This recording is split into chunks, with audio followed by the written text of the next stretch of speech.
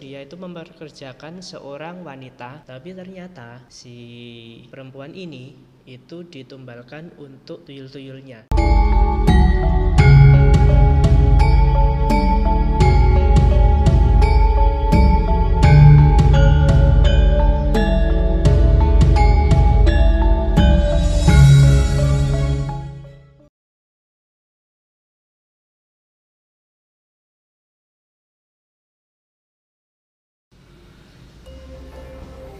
Hai, ketemu lagi sama aku Timothy. Udah cukup lama ya gak bikin konten.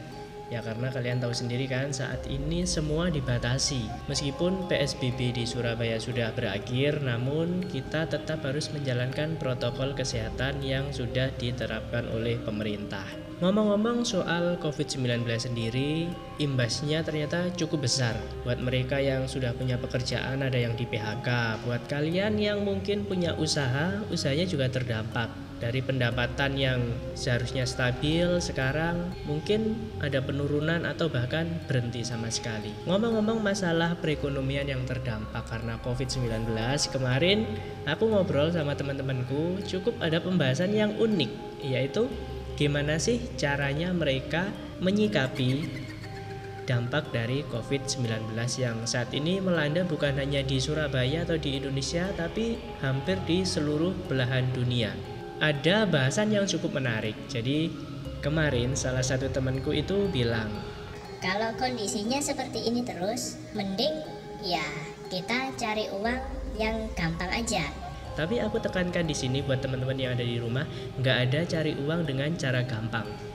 Mungkin kita tahu bahwa saat ini banyak pemberitaan di media tingkat kriminalitas tinggi. Ketika para pelaku kejahatan itu tertangkap, pasti alasannya satu, karena masalah ekonomi. Alasan ekonomi dijadikan sebagai pembenaran. Tapi apakah ada cari uang dengan cara gampang? Kalau menurut aku sendiri, nggak ada cari uang dengan cara gampang. Ketika kita mencari uang, pasti itu susah. Jadi aku garis bawahi, nggak ada cari uang dengan cara gampang. Semua pasti susah, ada resiko yang harus ditanggung. Ketika kalian mungkin, tapi jangan sampai ya buat teman-teman, memilih jalan kriminal, pasti ada konsekuensi yang harus tanggung ketika kalian tertangkap. Pasti berurusan dengan hukum. Jadi jangan sampai kalian berurusan dengan hukum. Aku wanti-wanti di sini biar teman-teman tetaplah kalian cari uang dengan cara yang halal aja. Nah, balik lagi ke cerita yang tadi aku omongkan di depan. Salah satu temanku itu bilang gini, karena sekarang cari uang itu susah, cari pekerjaan itu susah. Gimana kalau misalkan kita pelihara tuyul aja? Ya, kalian tahu kan, teman-teman yang ada di rumah tahu kan tuyul, sosok mistis yang dia katanya bisa mendatangkan uang banyak. Nah, lalu apakah semudah itu? Ingat kan omonganku tadi, nggak ada cara yang gampang buat cari uang. Meskipun kita pelihara tuyul, mereka yang bekerja buat kita tinggal duduk manis di rumah lalu uang datang sendiri. Tapi apakah semudah itu? Kita tinggal beli lalu tuyulnya datang terus kita suruh, kamu kerja cari duit di sini. Ternyata nggak seperti itu. Lalu seperti apa sih cara kerja tuyul itu? Nah, kalian yang belum subscribe, kalian subscribe dulu, klik tombol loncengnya, dan juga kalian bisa share ke semua teman-teman yang ada di kontak kalian biar apa yang aku informasikan di sini bisa bermanfaat juga buat teman-teman kalian yang ada di luar sana. Dan ingat, kita sekarang kan meskipun sudah nggak ada PSBB tapi tetap patuhi protokol kesehatan. Daripada kalian keluar dan nanti berisiko terkena COVID-19, mending kalian duduk manis di rumah, siapkan cemilan sambil nonton video ini.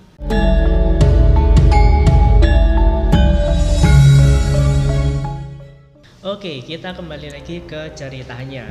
Jadi, seperti apa sih tuyul itu? Kalau kata orang-orang, tuyul itu kan seperti sosoknya seperti anak kecil, dan itu adalah berasal dari roh anak kecil yang diambil oleh orang-orang pihak yang nggak bertanggung jawab buat diperjualbelikan. Tujuannya apa? Ya itu tadi, buat membantu orang-orang yang mau beli biar dia bisa menghasilkan uang buat si majikannya. Lalu ada yang bilang bahwa pelihara tuyul itu lebih gampang daripada kita menggunakan pesugihan yang lain. Apakah seperti itu?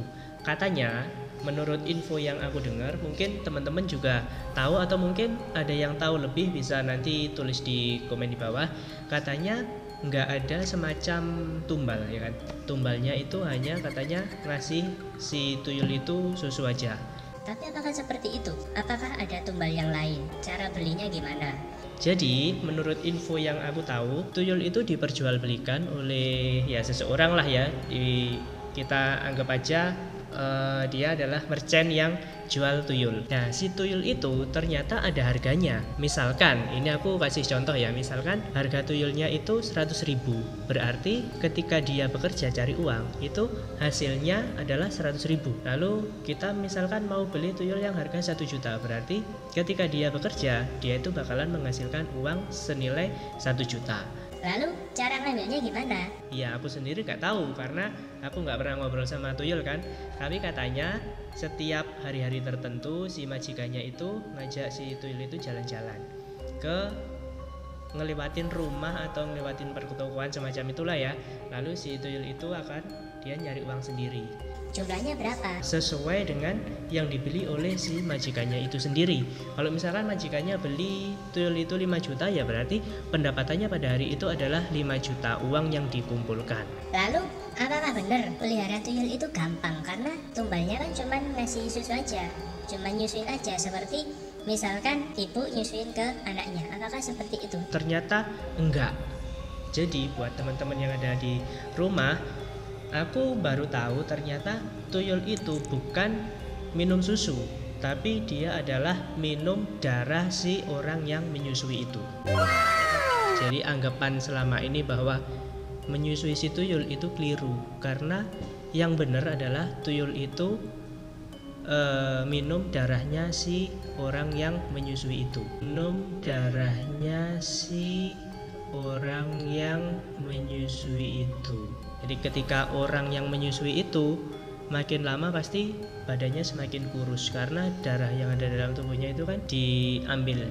Misalkan dalam 1 minggu dia harus kerja 3 kali, berarti ya dalam 1 minggu 3 kali darahnya si orang itu diberikan kepada si tuyul, dan itu adalah sebagai tumbalnya. Kembali lagi ke harga yang harus dibeli tadi. Ketika membeli dengan harga sekian berarti pendapatannya juga sekian. Apakah kalian masih berpikiran, oh ternyata pelihara tuyul itu gampang? ya nggak gampang, nggak segampang itu. Misalkan kalian punya istri, terus kalian pelihara tuyul gitu, kalian rela untuk mengorbankan istri kalian itu jadi tumbal buat darahnya setiap malam itu diminum oleh si tuyul itu. Atau mungkin dulu pernah aku ada cerita, jadi ada sebuah keluarga gitu kan ya, dia pelihara tuyul, dia itu mempekerjakan seorang wanita. Waktu awal kerja dibilang pekerjaannya adalah untuk merawat si anaknya yang bayi. Tapi ternyata si perempuan ini itu ditumbalkan untuk tuyul-tuyulnya.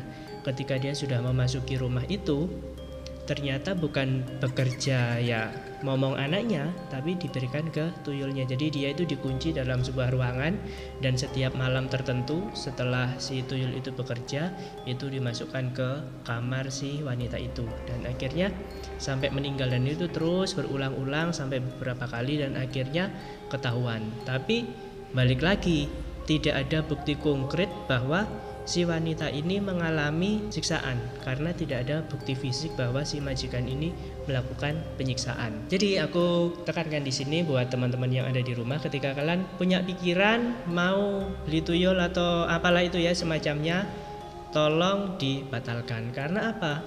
Efek jangka panjangnya mungkin kalian nggak tahu seperti apa, gitu kan? Karena ya itu tadi, kita mendapatkan uang dengan cara yang nggak benar, dengan cara yang instan, itu pasti semua pekerjaan yang kita lakukan itu ada efeknya gitu. Dan apakah kalian siap untuk menerima risiko itu? Aku mau cerita, ini kejadian nyata ya. Jadi ketika aku masih kecil, aku usia SD itu, kan aku dulu waktu kecil sering pindah kota karena pekerjaan papaku kan. Aku pindah di sebuah kota di Pulau Jawa, di Jawa Timur khususnya. Aku nggak mau nyebutkan nama kotanya. Nah di situ ada salah satu warga, itu masih satu komplek dengan rumahku ya. Itu dia udah terkenal, jadi warga-warga di sekitar rumahku itu udah tahu kalau si wanita ini dia memelihara tuyul. Jadi aku asumsikan si orang yang pelihara tuyul ini berinisial R gitu ya. Dia punya beberapa tuyul, aku nggak tahu berapa, tapi itu udah jelas karena warga juga udah tahu kalau dia itu punya tuyul dan dia memelihara tuyul. Dari yang aku lihat pada saat itu, jadi pada hari-hari tertentu, 1 minggu ada 2 atau 3 kali gitu kan, dia jalan untuk yaitu rutinitasnya untuk ngajak si tuyul itu cari uang. Jadi dia ciri-cirinya adalah orang yang pelihara tuyul biasanya yang ngajak jalan-jalan itu cewek. Itu tangannya itu disilangkan ke belakang seperti orang gendong anak kecil itu, tahu kan? Gendong anak kecil seperti apa? Nah, itu jalannya makin lama makin membungkuk. Ya mungkin meskipun itu makhluk tak kasat mata ya, mungkin karena kebiasaannya seperti itu akhir lama tubuhnya itu semakin lama semakin membungkuk gitu.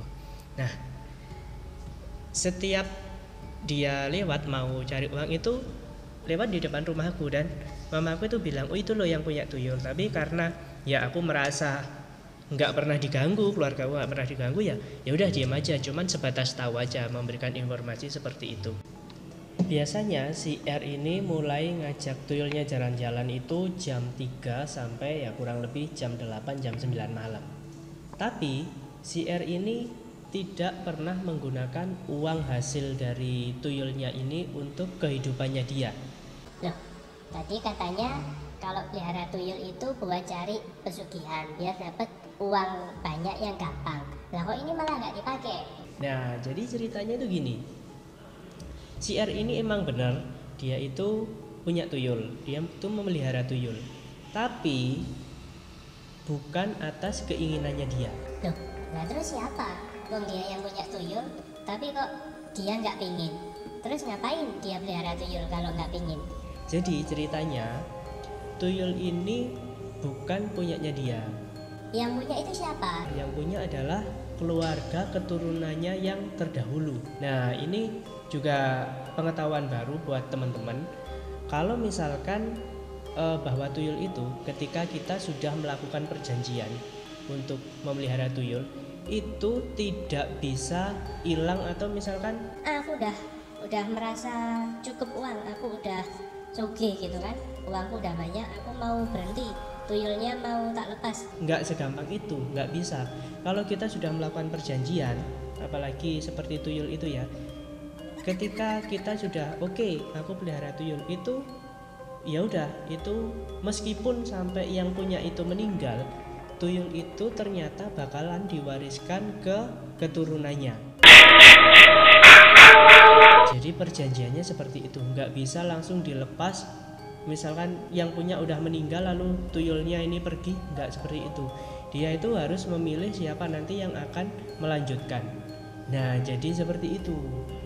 Nah, kebetulan si R ini adalah salah satu keturunannya yang dia mendapatkan dilimpahi atau dia diwarisi. Ya kan kalau diwarisi hartanya enak ya, ini diwarisi tuyulnya gitu loh. Untungnya si R ini dia tahu kalau wah ini nggak benar, tapi karena ya emang udah perjanjian dari leluhurnya, mau nggak mau dia harus menjalankan itu. Jadi bisa dibilang si R ini adalah korban yang akhirnya menjadi pelaku.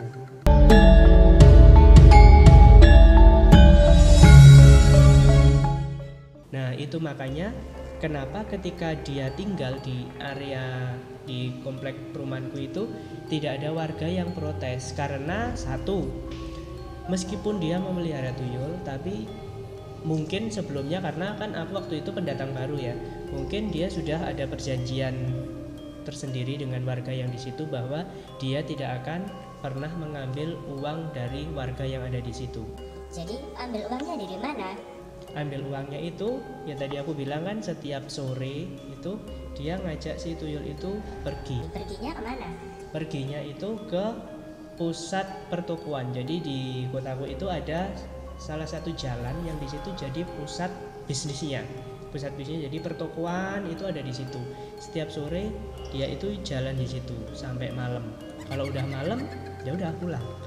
Lalu katanya tadi uangnya nggak dipakai, lalu buat apa lah uangnya numpuk-numpuk gitu? Iya emang bener, uangnya numpuk-numpuk. Jadi uang dari hasil tuyulnya itu sama dia ada yang ditaruh di lemari, ada yang ditaruh di kolongnya tempat tidur, ada yang dimasukkan ke ember, pokoknya dimanapun buat meletakkan uang itu. Ya mungkin uang itu juga dipakai tapi hanya sedikit aja, mungkin buat dia makan, karena dari rumahnya sendiri bukan rumah yang gede mewah itu, enggak, rumahnya itu jauh dari kata mewah. Ya seperti apa ya, kalau kalian tahu rumah yang dindingnya itu dari anyaman bambu, nah rumahnya itu seperti itu, besarnya paling ya kurang lebih sekitar 6 kali 8 meter lah. Ketika kalian lewat situ pasti banyak yang ngira wah ini rumah kosong. Ya emang seperti rumah kosong, kayak rumah nggak berpenghuni, kayak rumah yang udah nggak ditinggali berpuluh-puluh tahun karena nggak pernah ada warga yang ke situ. Lalu rumputnya juga tinggi dan ya sudah seperti rumah yang kosong lah, rumah yang terbengkalai gitu. Jadi nggak menunjukkan kalau itu adalah rumah orang yang memelihara tuyul. Nah, balik lagi ke ceritanya si R tadi. Jadi dulu itu ceritanya keluarganya si R, entah dia itu keturunan yang keberapa, itu melakukan perjanjian. Perjanjiannya yaitu tadi dia memelihara tuyul. Loh kok bisa ya bikin perjanjian kayak gitu? Iya namanya manusia kan, ketika sudah gelap mata dia pengen mendapat harta dengan cara instan, ya udah waktu itu mungkin di pikirannya yang gampang ya pelihara tuyul, tapi mungkin dia nggak tahu konsekuensinya, atau ya udahlah konsekuensi itu urusan belakangan, yang penting aku dapat duit dulu. Dan yang menjadi korban adalah keturunannya, karena seperti yang aku bilang tadi, ketika kita sudah melihara tuyul, ya tuyulnya itu nggak bisa terus kita selesai seperti orang punya karyawan gitu. Aku udah gak butuh kamu, wis kamu keluar, bikin surat pengunduran diri, resign ya. Gak segampang itu, ya kan? Nah, jadi dia, ya aku nggak tahu dia keturunan yang keberapa, tapi karena dia dapat warisan yang seperti itu, akhirnya ya satu dia harus memelihara tuyul itu, yang kedua dia mengorbankan dirinya. Jadi dia itu sampai tua ya, karena aku tahunya waktu aku kecil dulu dia itu udah tua, udah ya usia nenek-nenek gitu kan, mungkin sekitar 70 sekian lah ya, 70 something gitu. Dia sampai nggak nikah. Ya kan punya duit banyak, punya uang banyak, kenapa kok nggak nikah? Kan dia udah nggak kekurangan apa-apa, uangnya udah banyak. Alasannya kenapa dia nggak nikah, karena dia mau memutus mata rantai si tuyul ini. Jadi gini, misalkan dia nikah ya kan, dia nikah pasti dia punya keturunan, pasti dia punya anak. Ya pasti nanti dari salah satu anaknya ini dia bakalan meneruskan atau diwarisi si tuyul ini. Akhirnya terus turun temurun nggak selesai. Nah si R ini dia udah sadar, oh ini nggak bisa diteruskan. Akhirnya ya dia sampai sepanjang hidupnya dia itu nggak nikah, dengan keinginan bahwa dia nggak akan bakal punya keturunan lagi. Jadi ketika dia nggak punya keturunan, ketika dia meninggal, ya si tuyul ini udah lepas, nggak diwariskan lagi ke siapa-siapa, gitu pemikirannya. Karena alasan itu mungkin warga di sekitar rumahku ini ya tetap ya dibiarin aja, terserah kamu dengan kehidupanmu, yang penting udah ada perjanjian, nggak bakal mengganggu aktivitas warga yang ada di situ, nggak bikin onar di situ. Dan ya emang kenyataannya benar, jadi dia nggak pernah ganggu warga yang ada di situ, dan juga warga di situ nggak ada yang pernah kehilangan uang. Lalu habis itu kan aku udah lulus SMA, pindah kan ke luar kota, jadi aku beda rumah dengan orang tuaku masih ada di situ. Dapat kabar bahwa si R itu meninggal. Dan ketika meninggal pasti ya namanya warga kan tetap ya mereka membantu untuk pemakamannya dan lain-lain.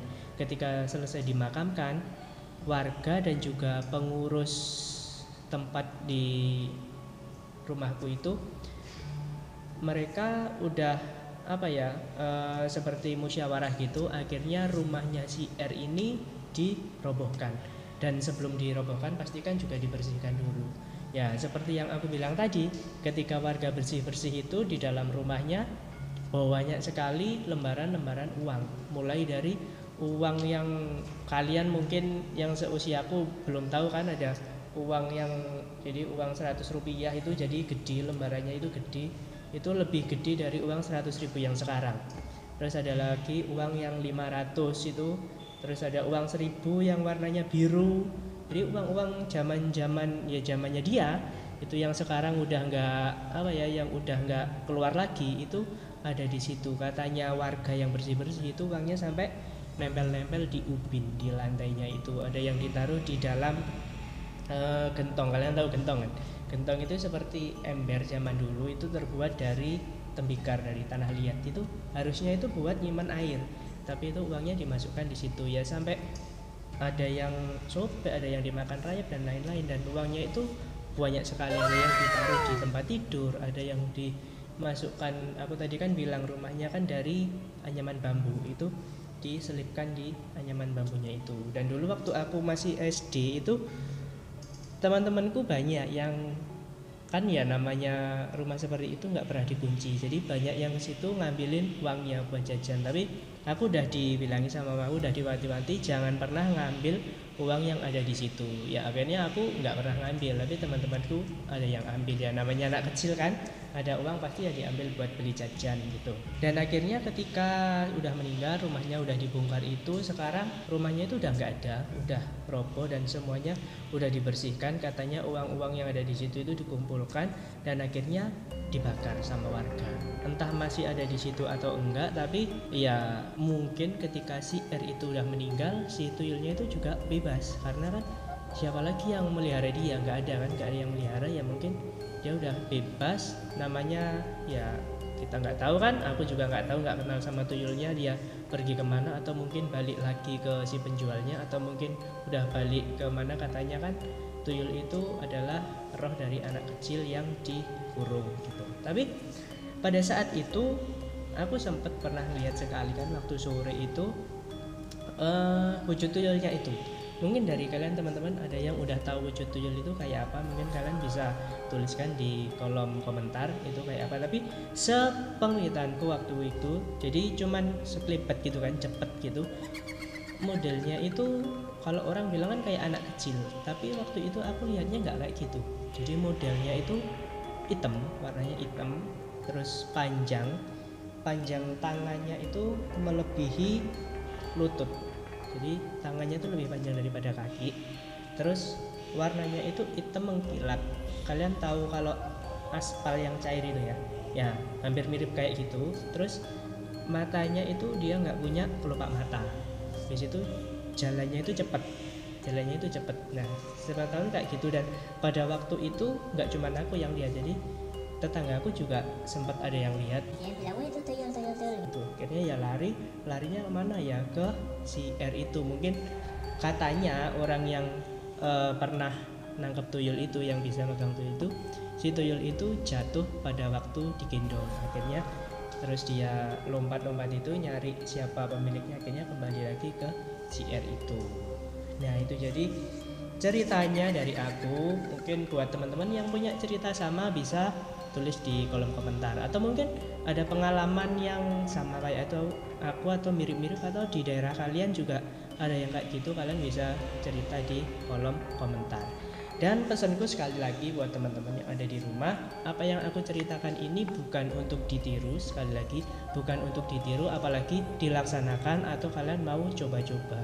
Karena apa? Efek yang ditimbulkan ini benar-benar bahaya. Bukan cuman buat kalian aja yang mungkin melakukan perjanjian seperti itu, tapi itu nanti bakalan jangka panjang ke keturunan, ke anak kalian, ke cucu kalian. Dan itu nggak bakalan selesai meskipun kalian yang masih itu udah mati. Jadi pesan gue sekali lagi, aku di sini cuma memberikan informasi, bukan untuk ditiru, bukan untuk memberikan contoh dan lain-lain, tapi aku di sini hanya sekedar bercerita buat kalian. Dan pesanku lagi, selama masih dalam masa pandemi ini, kita tetap jaga kesehatan, tetap jaga protokol kesehatan, kemanapun kita tetap pakai masker, pakai sarung tangan kalau bisa, bawa hand sanitizer, dan juga lindungi diri kalian sendiri dan juga keluarga kalian dari bahaya COVID-19. Sampai jumpa di cerita selanjutnya. Bye-bye.